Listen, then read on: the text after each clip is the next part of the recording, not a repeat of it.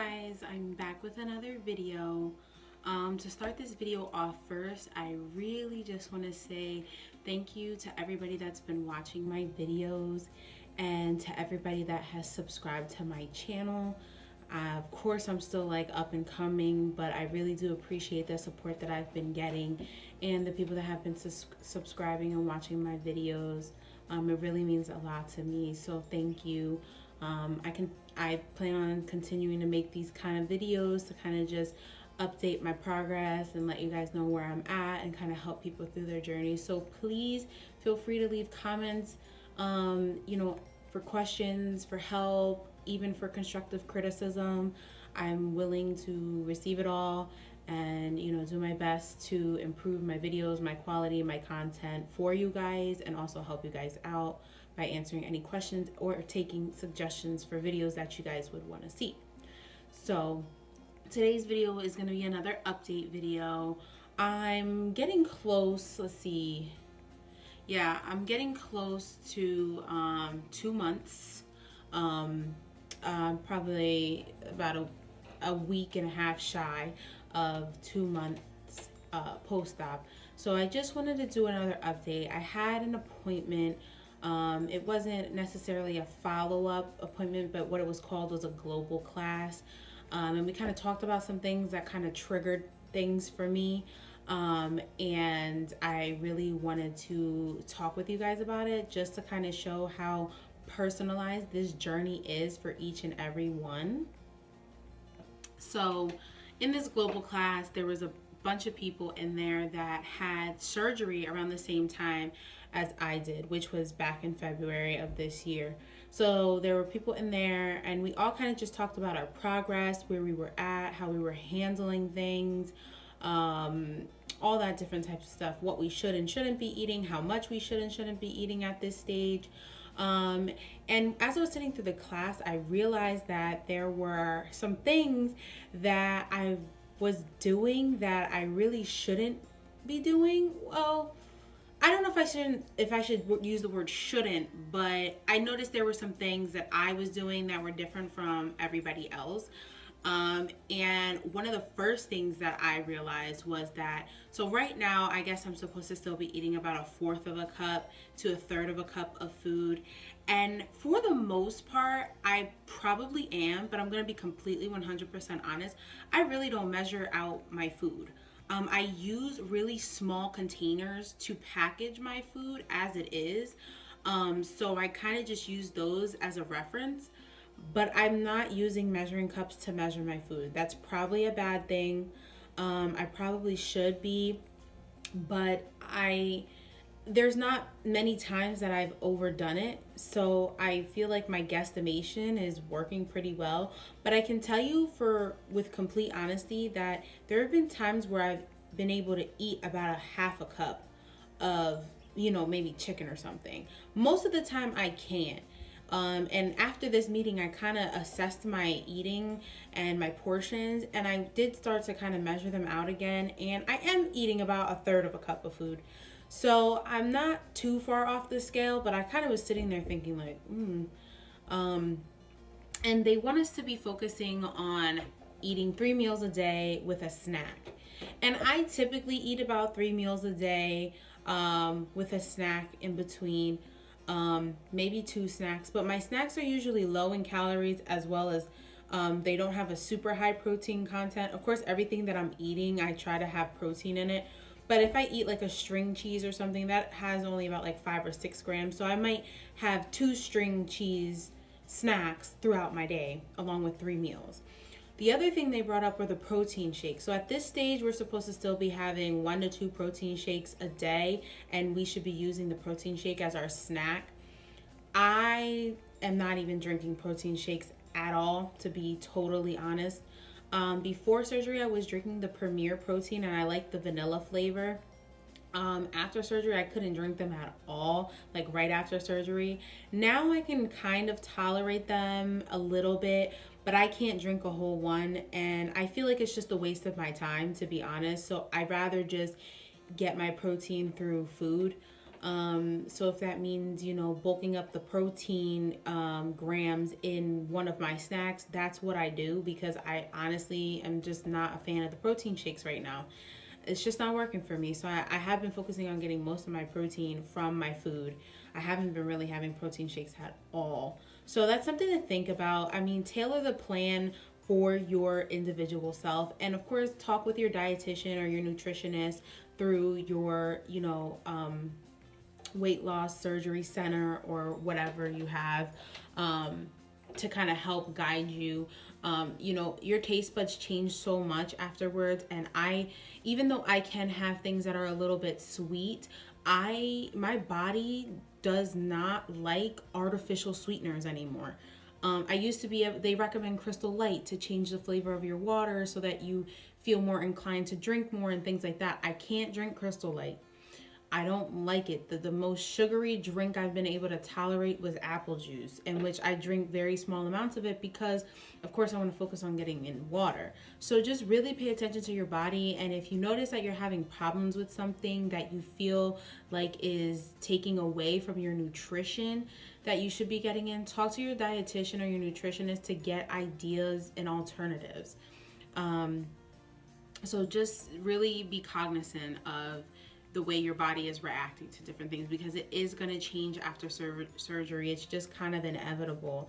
Things that were never a problem become a problem, or you just don't like it anymore. The other thing is the 30-60 rule.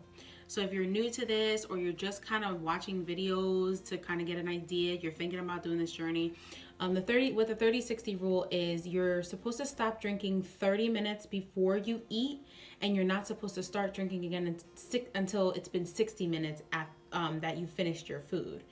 And they kind of asked, like, how's everybody doing with that? And everybody says, yeah, good. And I kind of just shook my head no, because I'm going to be completely honest, it's very hard.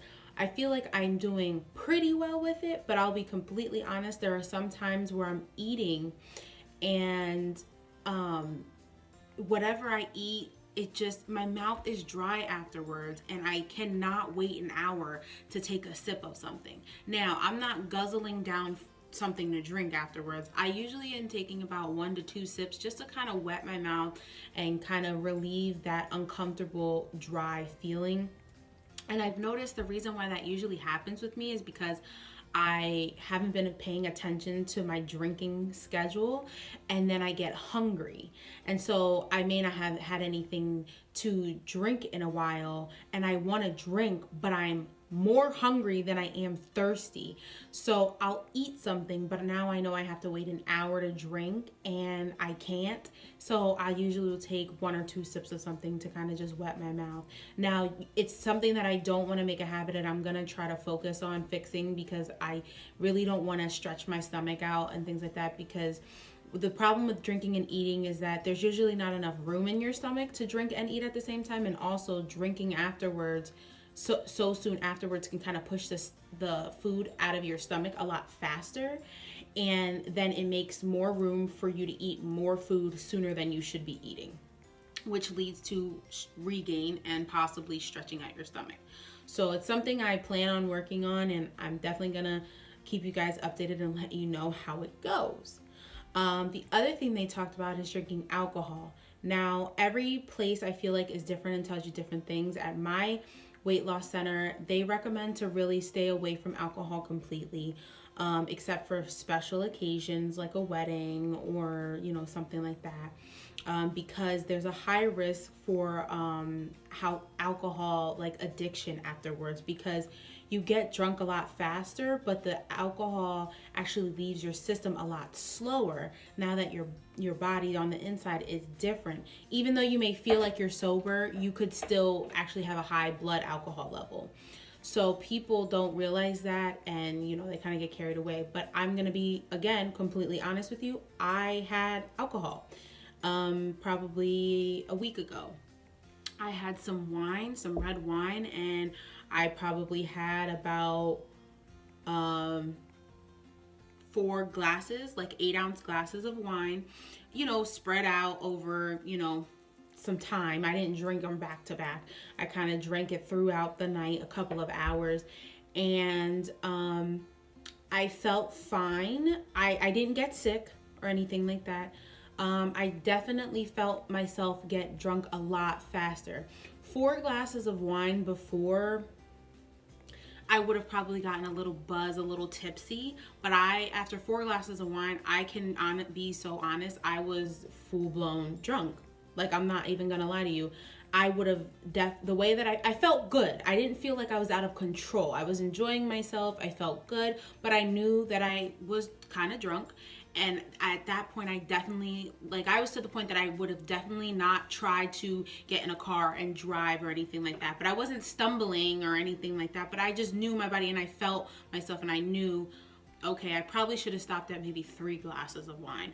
But I did have alcohol. It wasn't bad. I didn't get sick from it. I didn't throw up. So, to each their own. I'm not going to go and tell you guys to just do things that the doctors are telling you not to do. But I am 24 years old. The fact that they're recommending for me to only drink alcohol on special occasions, I'm going to be so honest, for me, it's unrealistic. I come from a family and a culture that, we're not drunks or anything, but when we have celebrations and parties and cookouts, there's alcohol there. And we have drinks, and we go out and celebrate, or, it's something that is a normal. The way I grew up, it's something that it's a part of a normal, culture for us when we are celebrating something or having a good time. So to think that at 24, I'm not going to drink alcohol for a majority of my life, only when there's a special occasion like a wedding, it's unrealistic for me. So, kind of just take it at your own pace and just be very wary of it. And if you are going to drink, stay away from the beer, because the beer has the carbonation in it, and that's bad for our new stomachs. That will stretch your stomach out, lead to weight gain and regain. And also the alcohol as well, it's empty calories, so it's not good. If you're going to take in calories, you want to be getting something nutritious from it. But if you want to have fun every now and then, have a drink or two, and, just monitor yourself and make sure that the first time you drink after surgery, that you're home or you're in a controlled setting where you're not going to have to drive or anything like that, just in case it does go bad for you. Make sure you're around people that care about you and are going to be there for you in case you do get sick. So take that piece with you. The other thing I wanted to talk about with you guys is my vitamin regimen. So I've showed my vitamins in previous videos, I think 2 other videos, but it has recently changed. At this meeting, they had samples of different brands, and I tried one of the brands out because my multivitamin was the Bariatric Fusion, and I had to take 4 of those a day, and they were like the round kind of chalky tablets, and I hated the flavor of them. I honestly was getting to the point where I was not being consistent with my vitamins because I just hated the taste of the multivitamin. The iron and the calcium I was fine with, but the multivitamin was a struggle for me. But I was so fed up because I didn't want to blindly purchase another bariatric multivitamin because they're very expensive. And so I wanted to try samples. So I tried the Bariatric Advantage multivitamin. And they're kind of like a chewy, like a Starburst. Exactly what they look like is like a Starburst. So I tried one of the flavors that they had samples of. I enjoyed it. It was way more tolerable than the Bariatric Fusion tablets.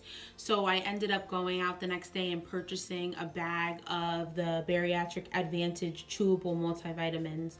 So my regimen has changed a little bit. So now I take 2 multivitamins, I take 3 calcium, and I take 1 iron. But I really recommend the Bariatric Advantage flavors because multivitamin, I'm sorry, because the flavors are kind of, they're sweet. Like I said, they're kind of like a Starburst, but they're not as sweet as a Starburst. It might be hard in the beginning for some people, especially if you're having problems with the sweetness of things and sugar.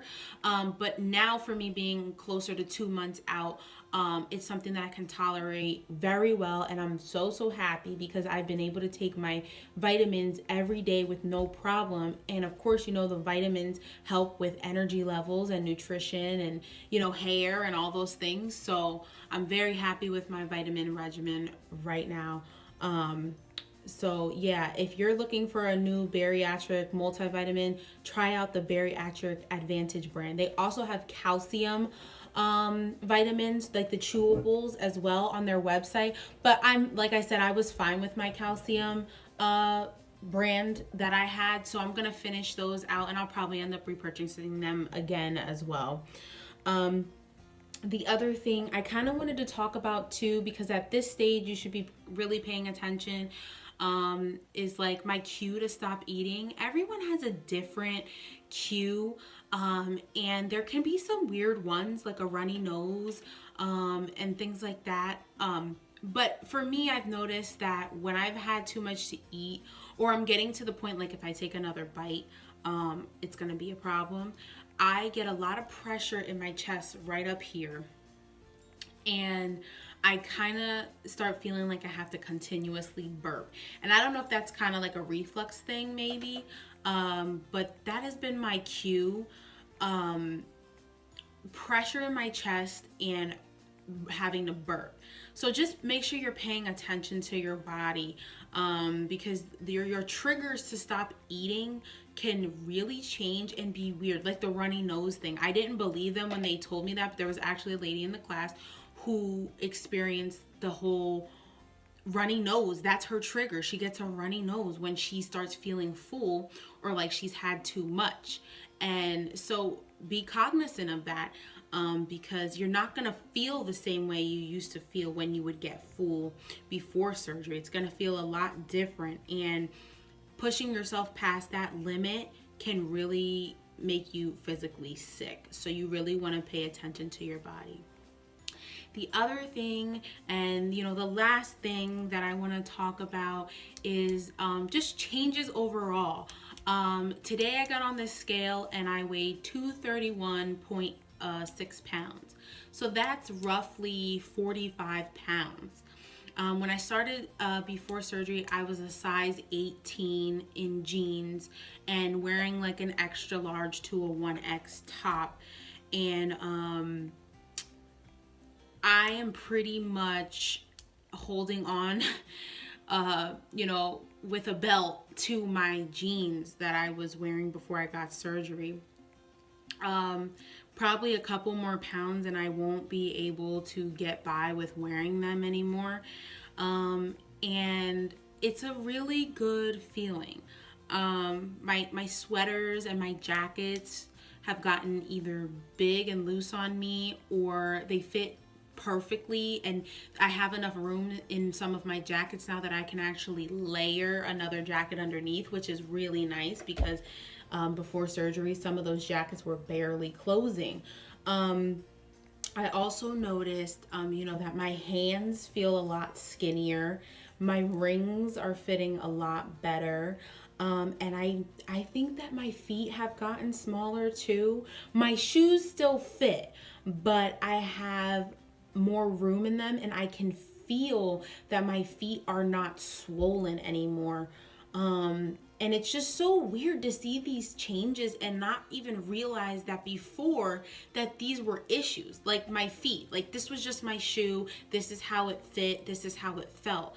Now, you know, I'm 45 pounds down and I put certain shoes on and I'm like, wow, I didn't realize how uncomfortable my foot was in this shoe. And it was because my foot was kind of swollen. Even though it didn't look swollen, I was swollen. So, you know, those have been some exciting things that I've been experiencing. And of course, it's really increased my confidence. And of course, you know, I'm still on my journey, but I'm going to tell you, losing these 45 pounds from my highest weight. My highest weight was 276. So losing these 45 pounds has been so liberating and just so positive, and it's really made me so happy. I'm very happy with where I'm at and where I'm going. I just feel so much more confident in pretty much everything that I do. I feel more confident, and I just feel better overall when I go to work, when I'm with family, when I'm with friends, when I'm with my boyfriend. Like, I just overall have seen a change in my attitude and my outlook on life. I honestly feel like, I'm losing this weight, and I know there's only better results to come. And as corny as it may sound, but I feel like I can do anything. Like, I feel so fearless right now on this journey, and I just want to share that with you guys, because if you're thinking about doing this and you're in a space where you feel groggy and clouded and fearful and scared and ashamed and depressed and anxious, your weight and the way you feel about your body has a lot to do with that. So much that you don't even realize, that I didn't even realize. Like, I knew I was unhappy with my body, but I didn't realize how much it was translating into so many aspects of my life that I just never would have even thought of until now. I'm 45 pounds down and I feel so much better. And I can reflect and be like, wow, Ebony, like, you were really not feeling good. And I'm so happy that I'm feeling good, and I'm more excited for the future because I know it's just going to get better from here on out. So I hope you guys enjoyed this video today. Like I said, please leave any suggestions, comments, questions down below. I will get back to you. And again, thank you for all your support.